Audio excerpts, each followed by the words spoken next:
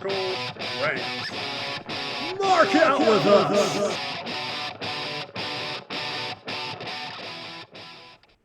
Wait. Do I look awesome? Oh, of course I look awesome. Hey guys, welcome to another edition of the Squared Circle Rants podcast. And AEW had a revolution this Sunday, and it was good. I mean, really, really good. But of course, a few exceptions, which I've got noted down, and I'll get into those right away. Before I really get into what was phenomenal about this pay-per-view, let's get into low parts. The TBS championship match. Now, I'm going to admit, I didn't want to see this. I wasn't excited for it. It was meant, well, actually, to tell you the truth, I didn't even watch it. It was my smoke break, bathroom break, whatever you want to call it. But then later, however, I heard there was a little bit of a kiss. Just a smooch. Now, of course, that made some headlines. I, of course, made a meme because I'm awesome. But other than that moment, let me know in the comments below, was the match even good? Was it decent? I mean, I can't judge it fully because, like I said, I didn't watch it.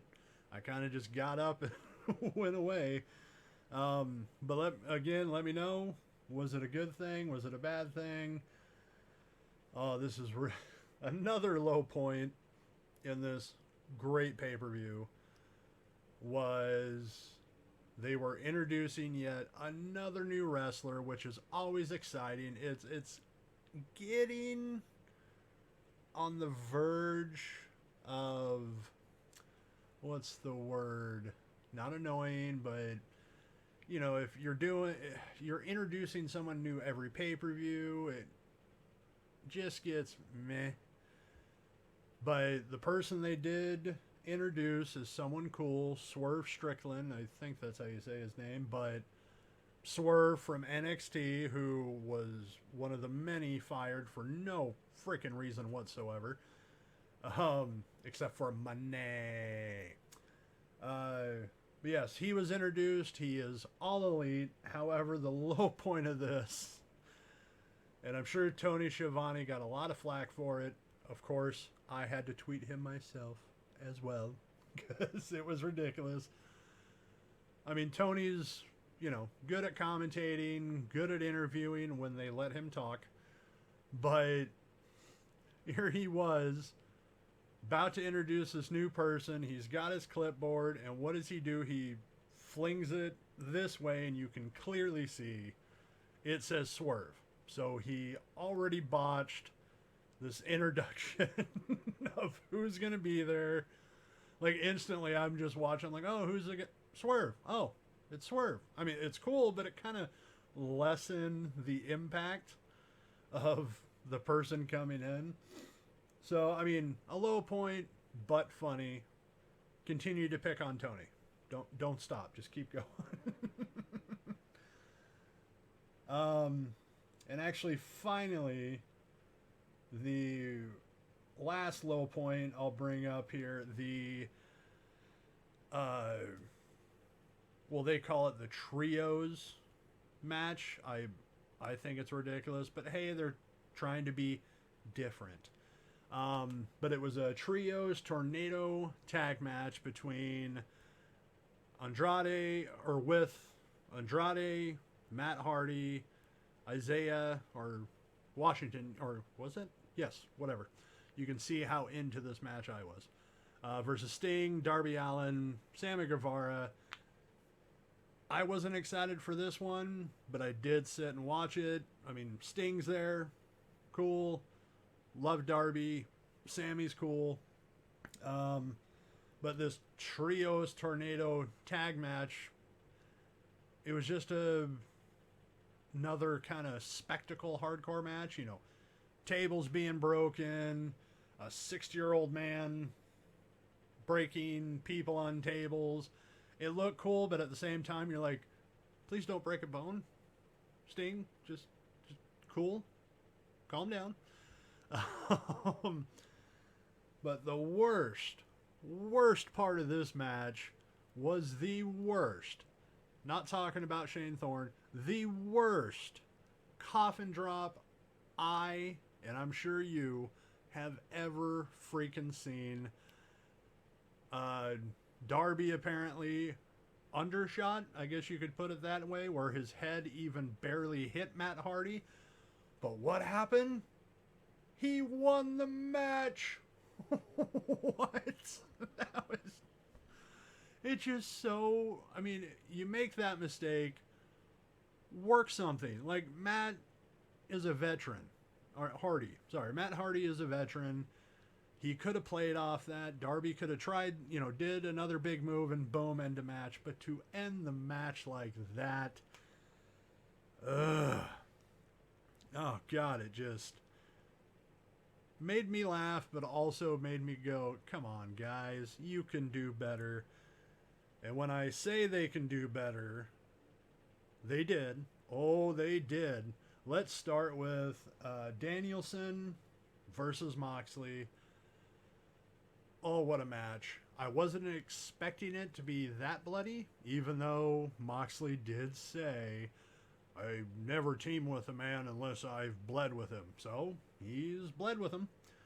But no, it was a great competitive match. Enjoyed every minute of it. And even after the match, they still wanted to keep going, keep brawling. And what happened? Oh, what did happen? William Regal, out of nowhere, no music, no warning, love it, came down to the ring, separated them, even got blood on himself because he kept headbutting both of them like, listen to me, even slapping Brian. It was great to see. And of course, we get the announcement later that Sir William Regal, or Steven Regal, he's a man, is All Elite. So happy, so surprised, loved it. The next big thing, the face of the Revolution ladder match. I wasn't as pumped for this, but the people involved kept me invested because we had, of course, Keith Lee, Wardlow, Hobbs, three big men, and they played off that in the match perfectly. We also had Orange Cassidy, who did a lot of funny, goofy, surprising stuff. I think my favorite was, even though I'm kind of on Orange Cassidy right now, because I think it's kind of ran its course, but he did deliver in the entertainment. And that spot I'm talking about was the two big men taking the ladder off of him, and he just grabs it, goes up, and tries to reach, of course, slamming on his own oranges. But it was a great match, and the winner I was excited for, Wardlow, not just because he deserves a good push, deserves a great run, but this also seeps into more drama with MJF, even though he had a match coming up later. And it just fit it. And that's what I'm loving about AEW when they do good stuff like this. You're not only happy about the match, happy with the excitement around it, everything you see, but it really makes you think, where is this going to go? What's going to happen next? You're going to want to tune right into AEW every Wednesday, maybe Friday, Rampages, so. Yeah, and of course, we did find out what he did later, or what happened later, and we'll get to that in just a minute, because, well, it's not a spoiler, you guys watched Revolution. But before we get to that, let me also bring up a match that I put it as a high. It was a good match, but I wasn't too excited about it because I think this feud just hasn't worked. And I'm talking about the House of Black against Penta, Pac, or Death Triangle. But of course, Rey Fenix is still injured. So they had to find a new partner, which they did, which is Eric Redbeard. And he looks freaking phenomenal. And I'm going to admit right now, when I first saw Eric, well, we knew him then as Eric Rowan. To me, he was the weaker of the Wyatt family. Like, he was good, but just not as good as, Brody Lee, Bray Wyatt, and he kept getting better. Looks great. Did a great job in this match. And, of course, we all popped when we saw him. He put on a very solid performance. I hope he's all elite. I haven't seen any reports whether he is or not. But damn, Tony, give him a job. I'm sure there's some people you can get rid of. I know that sounds harsh. I'm not trying to make you be WWE. But make room for Rowan. Push him. He will be great. Of course, other people that looked great in this match was Buddy Matthews, former Buddy Murphy. Oh, man. As always, in great shape. Put on a great show. It was a good match. It was decent. Not as good as the others necessarily. Well, the others and the high points I'm talking about. But it was good. I'm hoping that this feud is finally going to go away. I think Tony did even say that when they were building up to Revolution, saying storylines would end.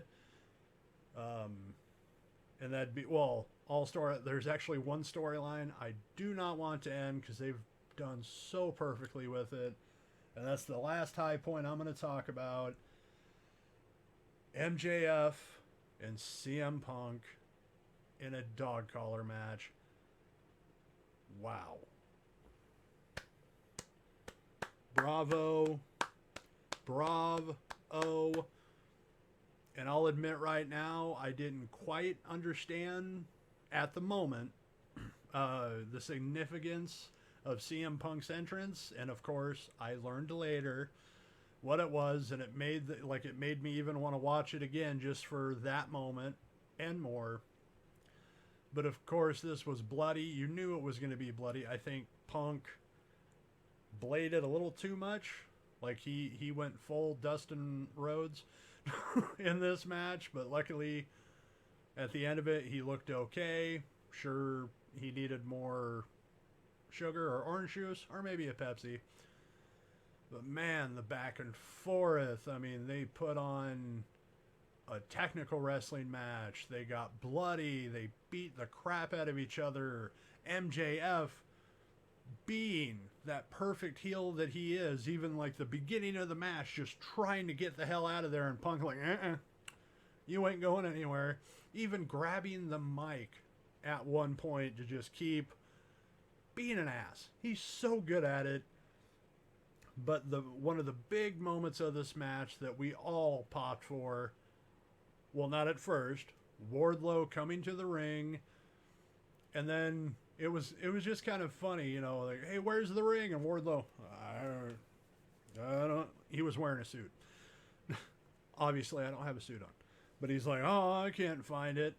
Punk gets the upper hand, and then looks over at Wardlow, who's still standing there, and that look of, oh, there it is.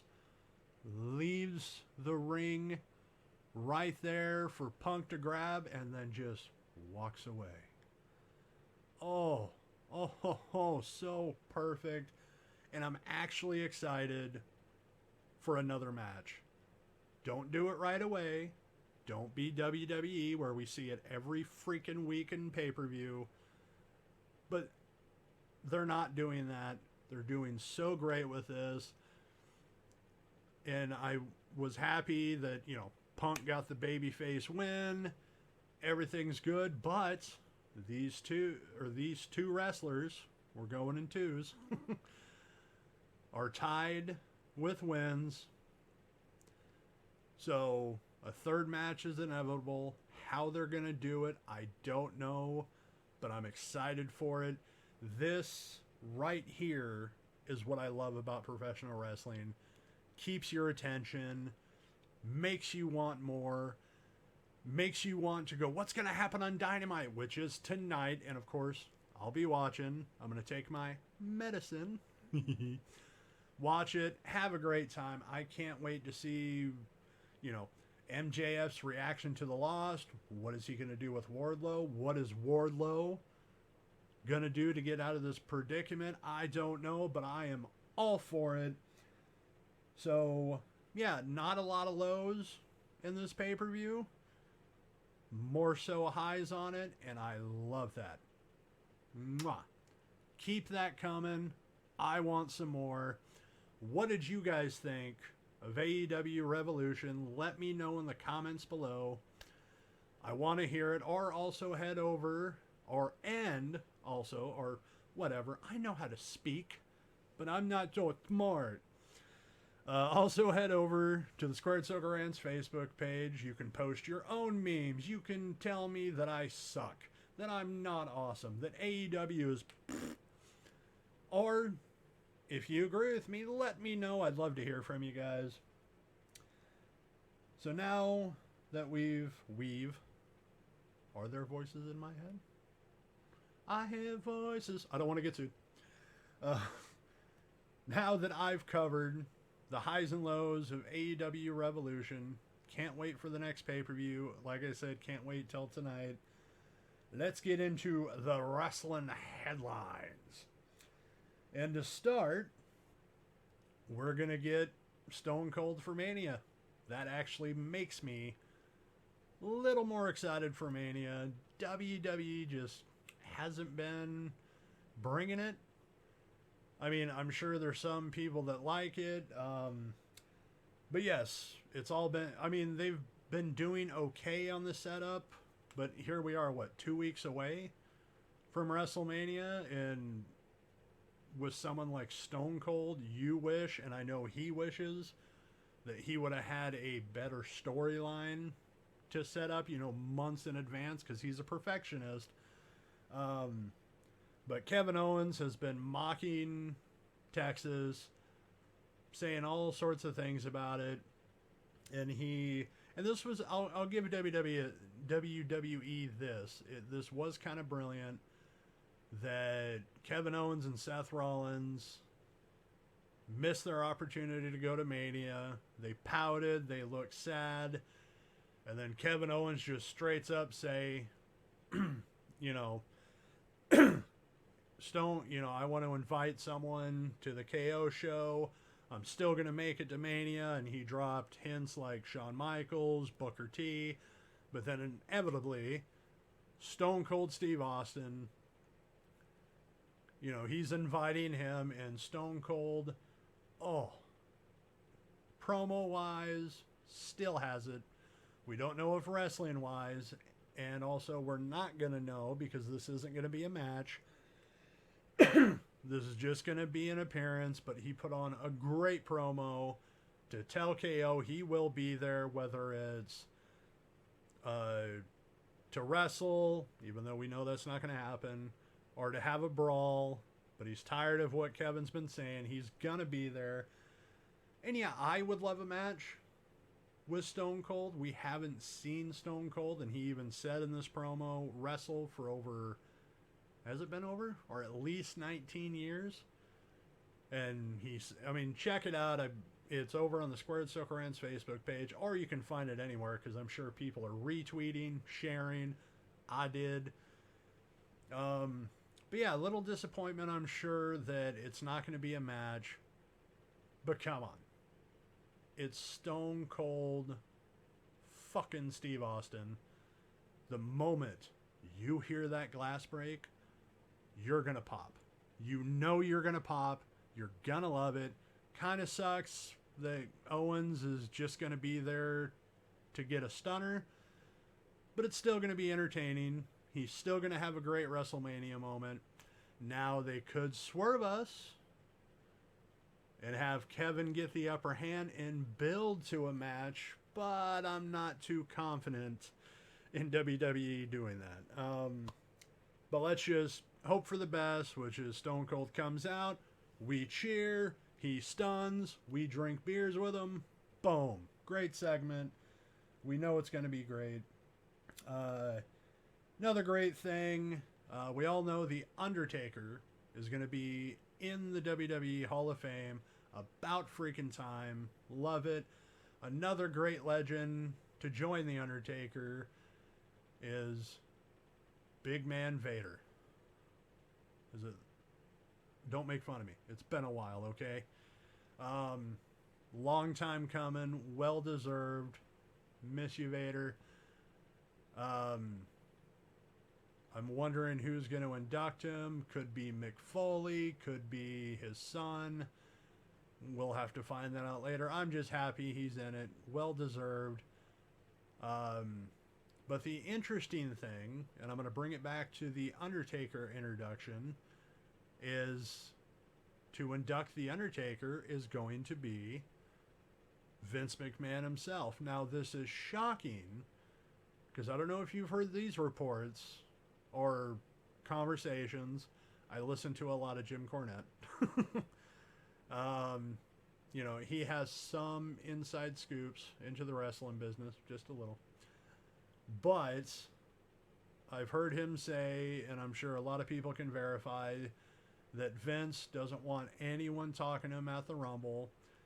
And, you know, say bad things about Vince, but that's something cool in his favor. Like, he doesn't want to be the center of attention. He wants the Hall of Fame to be the center of attention. So that's why it makes it surprising in a way that he would induct The Undertaker. But then again, you know, who else? Well, there's many people that could, but to me, I believe he fits the best. I mean, you could have Kane, although he's not that popular right now. Check his tweets. Could have Mick Foley. He had great battles. I mean, he had so many great feuds, battles. Triple H would be an awesome inductor, but I think Vince just fits that perfectly. And I can't wait to see it. I can't wait to see who else is going to be in the Hall of Fame. There is a rumor, and this is just a rumor. This is purely speculation. One's believable. Well, technically two are believable. The other one, hell no. Ain't gonna happen. I'd be shocked if it did. But they said rumor is one of the next inductees is gonna be Sid Vicious. I can see it.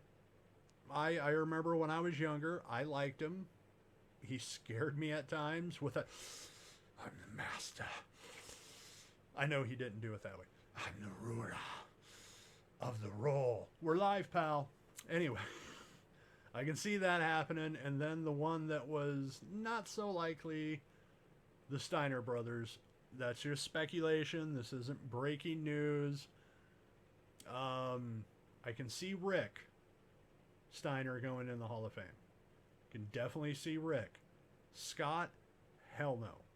There is no frickin' way right now they want him to be near WWE, and I'm sure he doesn't either. Now you could say, well, Mr. Awesome,